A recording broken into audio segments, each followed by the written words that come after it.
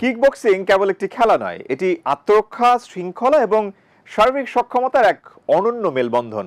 আজ এটি বিশ্বজুড়ে কোটি মানুষের জনপ্রিয় এক রোমাঞ্চকর স্পোর্টস।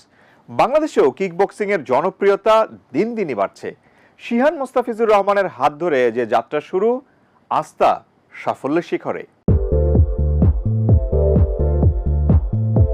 কিকবক্সিং কেবল একটি খেলা নয়, এটি আত্মরক্ষা, শৃঙ্খলা এবং শারীরিক সক্ষমতার এক অনন্য মেলবন্ধন। বিশ্বজুড়ে কোটি মানুষের জনপ্রিয় এই রোমাঞ্চকর স্পোর্টস এখন বাংলাদেশের তরুণদের মধ্যে পছন্দের শীর্ষে পরিণত হয়েছে। ফিটনেস আর আত্মরক্ষার এই মাধ্যমটিকে দেশ জুড়ে ছড়িয়ে দিতে নিরলস কাজ করে যাচ্ছে বাংলাদেশ কিকবক্সিং অ্যাসোসিয়েশন। বাংলাদেশে কিকবক্সিং এর এই জয়যাত্রার নেপথ্যে রয়েছেন একজন মানুষ, শিহান মোস্তাফিজুর রহমান।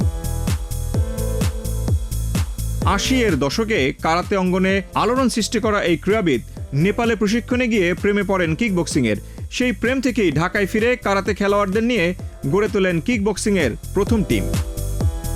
93-তে এই নেপালে একটা ট্রেনিংয়ে ছিলাম, এই প্রায় 1 মাস, সিতুরীয় একটা কারাতে। তখন ওদের ওইখানে দেখলাম যে এই কিকবক্সিং নামে যারা একটা ফুল কন্ট্যাক্ট ইভেন্ট, এটা খুব একটু গ্ল্যামারাস। আমার তখন আইডিয়া ছিল না, তখন আমি কারাতের পাশাপাশি এই ট্রেনিংটা ওইখান থেকে নেই, নেপাল থেকে, এই 1 মাস থাকা অবস্থায়। তো তখন আমি এটা দেশে ফেরার পরে যখন কারাতের পাশাপাশি আমি এটা ইন্ট্রোডিউস করি, একটা সংগঠন করি আমরা। 94 সনে এই টিমটা যখন রেডি হয় সারা দেশে, তখন 94 সনে আমরা প্রথম একটা সারা বাংলাদেশব্যাপী একটা কিকবক্সিং টুর্নামেন্ট করি। তখন কারাতের ছেলেরাই খেলতো, তাদের ভিতরে যারা একটু ফুল কন্ট্যাক্ট ছিল, একটু বডিতে একটা ভালো ফিটনেস ছিল, সেই টিমটাকে নিয়ে আমরা কিকবক্সিং খেলাটা শুরু করি। নেপালে গিয়ে প্রথম যখন কিকবক্সিং দেখে মুগ্ধ হন মোস্তাফিজুর রহমান, তখনই তিনি মনে করলেন এই খেলাটি বাংলাদেশের তরুণদের জন্য দারুণ হবে। ঢাকায় ফিরে চ্যালেঞ্জ নিলেন কারাতে খেলোয়াড়দের এই ফর্মেটে অভ্যস্ত করার। আজ যখন কিকবক্সিং সবার পছন্দের খেলায় পরিণত হয়েছে, তখন সেই শুরুর দিনগুলোর কষ্ট সার্থক হয়েছে, এমনটাই মনে করেন তিনি। সবচেয়ে বড় জিনিস হচ্ছে আমি খেলোয়াড় ছিলাম, আজকে 2026-এ এসে আমরা কল্পনাও করতে পারি নাই যে আমাদের এই খেলাকে পেশা হিসাবে রাষ্ট্রীয়ভাবে, সরকারিভাবে যে একটা নিয়মতান্ত্রিকভাবে তাদেরকে ইন্ট্রোডিউস করাবে। এটা আমার কাছে মনে হচ্ছে যে আমাদের 2জন খেলোয়াড় অ্যাওয়ার্ডটা পায় নাই বা ভাতাটা পায়, এটা আমি পেয়েছি। কারণ আমি খেলোয়াড় হিসাবে এর চাইতে বড় অনুভূতি আমার আর নাই। সাফল্যের এই ধারাবাহিকতায় 2025 সালে রাজধানীর মোহাম্মদ আলী বক্সিং স্টেডিয়ামে অনুষ্ঠিত হয়েছে 14তম জাতীয় কিকবক্সিং প্রতিযোগিতা 2025। দেশের বিভিন্ন প্রান্ত থেকে আসা 21টি দলের 165 জন প্রতিভাবান বক্সারের লড়াইয়ে মুখরিত ছিল এই আসর।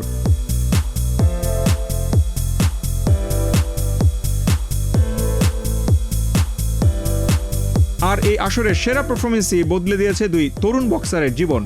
ক্রীড়াবিদদের আর্থিক নিরাপত্তা নিশ্চিত করতে সরকারের ক্রীড়া ভাতা কর্মসূচির আওতায় 171 জন খেলোয়াড়ের মধ্যে জায়গা করে নিয়েছেন কিকবক্সিং এর 2 রত্ন তাবাসসুম তারিন ও মোহাম্মদ নাইমুর রহমান নয়ন। তাদের হাতে তুলে দেওয়া হয়েছে ক্রীড়া কার্ড এবং 1 লক্ষ টাকার আর্থিক অনুদান। 2 জনের জন্য সরকারিভাবে যখন আমাদেরকে জানানো হয়, আমাদের জন্য অত্যন্ত জটিল অবস্থা হয়ে যায় কিভাবে আমরা 2 জনকে সিলেকশন করব। তখন আমরা করলাম কি, আমাদের যে টেকনিক্যাল কমিটি ছিল তাদের মাধ্যমে আমরা সিদ্ধান্ত নিলাম যে গত 2025 ডিসেম্বরে 14তম জাতীয় প্রতিযোগিতাতে বেস্ট ম্যান এবং ওমেন যে 2 জন হয়েছিল, যেহেতু তারা সর্বোচ্চ গোল্ড পেয়েছে এবং বলতে গেলে লাস্ট অ্যাওয়ার্ড প্রাপ্ত, আমরা তাদের 2 জনকে সেই অনুযায়ী আসলো নাইমুর রহমান নয়ন ছেলেদের ভিতরে, আর তারিন আসলো মেয়েদের ভিতরে। হাজার হাজার খেলোয়াড় আর এতগুলো ফেডারেশনের মধ্য থেকে এই অর্জন কেবল আর্থিক সহায়তায় নয়, বরং কিকবক্সারদের দায়িত্ব আরও বাড়িয়ে দিয়েছে। প্রতি 4 মাস অন্তর পারফরমেন্স মূল্যায়নের মাধ্যমে এই ভাতা কার্যক্রম নিয়মিত তদারকি করা হবে। যে এই খেলোয়াড়রা যে অ্যামাউন্টটা পাবে, সেই অ্যামাউন্টের মাধ্যমে একটা নিয়ম করা হচ্ছে জাতীয় ক্রীড়া পরিষদ থেকে, যে তাদেরকে একটা অবজারভেশনে রাখা হবে।